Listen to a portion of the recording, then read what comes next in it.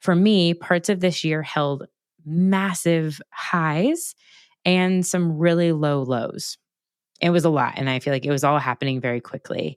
So if you also lived in that tension, that whiplash of joy, but then grief, momentum, and then exhaustion, clarity, and then confusion, I was totally there experiencing all of that with you if you can resonate.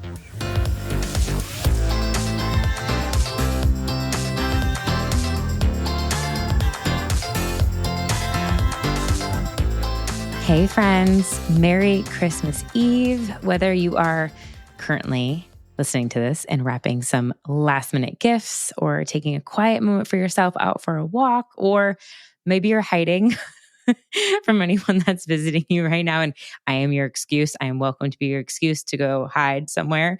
Just have a moment for yourself in the whirlwind of the holidays. But regardless, I'm so glad that you're here. And today's episode is a little bit reflection, a little bit strategy, and looking forward. So I want to really spend time. This is kind of like my self-diagnosis episode of looking back this year and then gently really starting to look forward at what's next. So let's just start with reflection. And I think that's really important. This is something often gets skipped or missed, but really before I move into some end of the year fundraising strategy is just to really think about your calendar this year. I don't know if you do this, but recently I've started like going back through my calendar. Obviously I have my like Google calendar that I follow on my computer, but then I also have like a wall calendar in my office. And so scroll back to January, flip through the spring and the summer, look at what meetings you had, what moments took place, what milestones happened, the things that maybe you quietly just survived that no one else saw or knew what was going on. And the questions that I'm asking myself and probably going to sit with and journal with is, where did I grow? What am I proud of? And then also looking at a calendar, the big question, where did you spend energy that you don't want to spend in 2026? Like, what are the areas, what were the meetings, what were the things that were like, okay, I don't want to spend time this way next year? Because for me, I feel like in thinking back, a lot of this year and just the nature of the climate of the world, it felt reactive. Life was lifing. I think that's been like my phrase this year. Life came at us fast, plans changed, feelings changed, the world was shifting, and we're just shifting with it. And I don't know if you felt that too, but for me, parts of this year held massive highs and some really low lows. It was a lot. And I feel like it was all happening very quickly.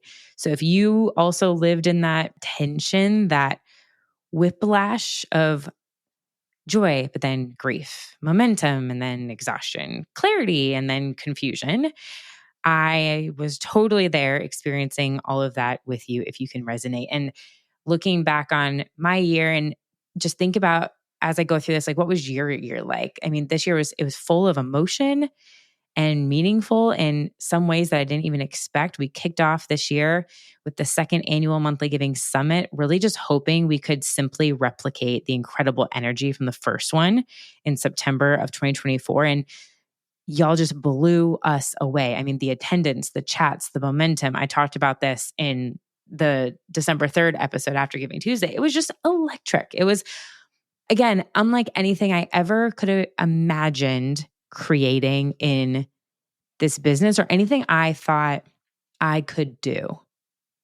Anything, I mean, really reflecting, I didn't think it could ever get to this point where people would show up and gather and have this community of just overwhelming kindness. And so we're gearing up for it. Again, the third annual Monthly Giving Summit happening February 25th, 26th. I would love for you to be a part of it. Go to monthlyGivingSummit.com. So that really kind of kicked off the year for us. And then from that sprung the new idea of doing VIP intensives. So getting back in my, outside of just the Monthly Giving Mastermind, doing some one-on-one work. And that's really filled my cup a lot. I worked with 14 organizations through those VIP intensives this year, from launching and working through monthly giving programs, optimizing donation pages, building annual plans, working on retention strategies, and really focusing on giving teams clarity and spending time in recurring giving.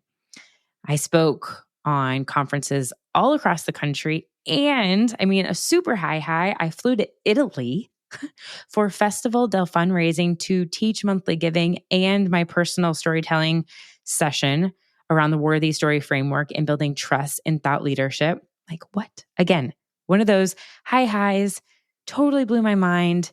Never would have expected speaking internationally. I keynoted at the Sarkees Foundation Forum, and that was fabulous. And then in the middle of that, I went through 2 IVF cycles, had 1 failed transfer in the summer. This fall, another second cycle that failed entirely. And those definitely have been some of my lowest lows. And I know many of you have walked through your own private valleys this year too, probably still showing up at work, still juggling life, still pouring into your mission and serving others. And so I know this work can be profoundly rewarding and profoundly hard, because we are living in this world. And I feel like this podcast is, although I'm like speaking into a microphone, talking to myself on my computer screen, it's like, I just feel that I've been able to meet so many of you in person and can say this, but there's constant news and pressure. And yet there's something so special about what we do, that we keep showing up for our communities because we just believe in something better. Like, your resilience matters, your story matters, your presence here matters. And so looking back, I think, is really important. And then also, how can we look ahead with some data, some direction, some inspiration? And I was looking back recently at the M+R Benchmarks Report from this year. And here's just a couple of things that I wanted to re-highlight. Maybe you've read it, but it's been a while. They mentioned monthly giving now makes up 31% of all online revenue. Like, literally, if you've been wanting permission to prioritize sustainable recurring giving, do it. Do it now. You are we are literally, as you're listening to this, in the biggest generosity season. What happens next? Like, we don't want to wait to invite these donors. Like, do you have the invitation, the place prepared in Q1 to invite people into a monthly giving opportunity?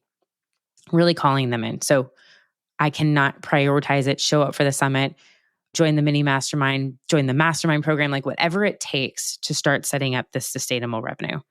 2, December right now still accounts for 40% of annual revenue for most nonprofits. So if this month has felt intense, probably because it is. So how can, looking forward, is there a better way to prep for this moment? Like, how did you feel in this season? Or maybe you feel great about it. And man, cheers to you if that was the case. If it felt a little rushed, if it felt a little intense, how do we plan ahead next year?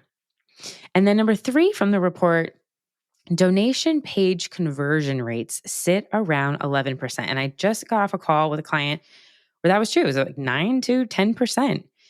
And that means we need to do better work at identifying how to make changes, because that's crazy.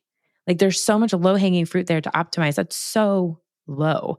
How do we improve that? Whether it's changing our donation tools, making that a priority, really, like, I guess looking forward, and like I'm thinking about this in my business and think about in yours, is how do we prioritize the things that are going to streamline what we're doing? And some of those things, the foundational things, might take some time to get up, but then they're on and they're making everything better. So leaning into a couple of those things, don't forget, like, these last few days of the month are big as we head into the 29th, the 30th, the 31st. Like, don't shrink back. They're the biggest giving days of the year historically. So send the email, make the reminder, schedule the email. Please don't be working hard on schedule these emails, segment thoughtfully if you haven't done that yet. And hopefully your donors will be there to help you finish strong. And then on top of that, also, don't forget to rest. I know my friends at We Are for Good, John and Becky and Julie, have had some great impact ups, all focus on rest. Like this year has asked a lot of us, again, going back to that reactiveness that I felt this year. And so refill your cup in whatever way that looks like. Is it long naps? Is it reading something purely for joy? Is it going outside for a walk? Is it journaling about what you envision 2026 to look like? And for me as an entrepreneur, these quiet days at the end of December and even the beginning of January are where I do my deepest vision work, the big dreaming, the what if we planning sessions, the imagining of what next year could look like. I love that is to me rest. Weirdly, maybe that's the entrepreneur flaw in there, but I love to give that space for me to schedule out time to work on the business instead of in the business, right? So I guess this is really just a reflection point, right? As we come into hopefully a good solid chunk of rest that you can have in these next couple of weeks. And in next week's episode, that's going to come out on New Year's Eve. Is New Year's Eve on a Wednesday? It is. I'm just looking at my calendar. So on next week's episode, I decided to pull together my favorite insights, strategies, stories from all across the podcast episodes this year. So this is a good one, I think, to grab a cup of coffee, tea, hot chocolate, cozy up with a notebook. Let it inspire your 2026 planning. And until then, Merry Christmas, Happy Holidays. I hope this energy radiates through the microphone. Thank you so much for listening and being a part of this community. Please share this show if you've enjoyed it with any of your friends or colleagues. Write a review on Apple, Spotify. I read every single note, I promise you. And again, wishing you the best holiday season, and I will see you again on New Year's Eve. Thank you so much for tuning into today's episode of Missions to Movements. If you enjoyed our conversation and found it helpful, I would love for you to take a moment to leave a review wherever you're listening. Your feedback helps us reach more change makers like you and continue bringing impactful stories and strategies to the show. Don't forget to hit that subscribe button too, so you'll never miss an episode.